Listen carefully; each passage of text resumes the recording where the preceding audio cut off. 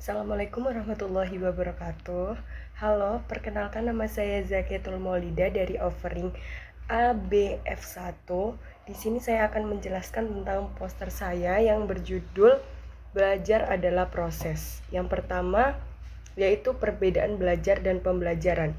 Belajar merupakan proses yang dilakukan individu dari tidak tahu menjadi tahu, dari tidak mengerti menjadi mengerti, dan melibatkan perubahan perilaku, pemahaman, dan pengetahuan melalui interaksi dengan lingkungan. Pembelajaran merupakan proses interaksi antara peserta didik dengan lingkungannya yang menyebabkan perubahan, melibatkan adanya guru, dosen yang mendidik para murid atau siswa saat proses belajar dan mengajar. Yang kedua yaitu proses belajar dan pembelajaran. Proses belajar dan pembelajaran adalah dua konsep yang saling terkait dalam konteks pendidikan. Belajar adalah proses mental dan emosional yang dilakukan individu dari tidak tahu menjadi tahu, dari tidak mengerti menjadi mengerti, dan melibatkan perubahan perilaku, pemahaman, dan pengetahuan melalui interaksi dengan lingkungan. Sedangkan pembelajaran mengacu pada dua konsep, yaitu belajar dan mengajar. Pembelajaran merupakan proses yang kompleks dengan menghadirkan kegiatan belajar yang dilaksanakan oleh siswa serta kegiatan mengajar yang dilaksanakan oleh guru. Artinya, proses pembelajaran tidak akan berhasil jika kegiatan belajar tidak hadir. Sebaliknya, jika komponen mengajar pada proses pembelajaran tidak dijalankan dengan baik, maka kegiatan pembelajaran juga akan tidak mencapai hasil yang maksimal.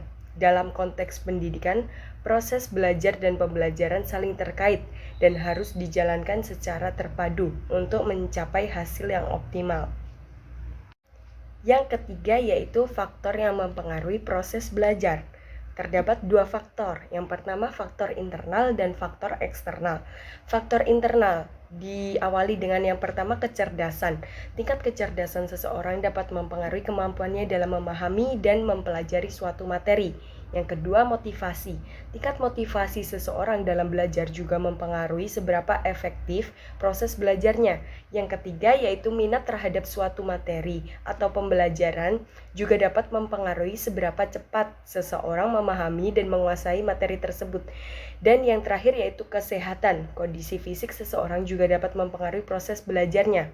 Yang kedua yaitu faktor eksternal. Faktor eksternal meliputi yang pertama lingkungan belajar. Lingkungan belajar yang kondusif dapat mempengaruhi proses belajar seseorang. Yang kedua yaitu metode pembelajaran. Metode pembelajaran yang digunakan juga dapat mempengaruhi seberapa efektif proses belajar seseorang.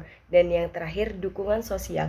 Dukungan dari orang tua, guru, dan teman-teman di sekitarnya juga dapat mempengaruhi proses suatu belajar dari seseorang itu sendiri.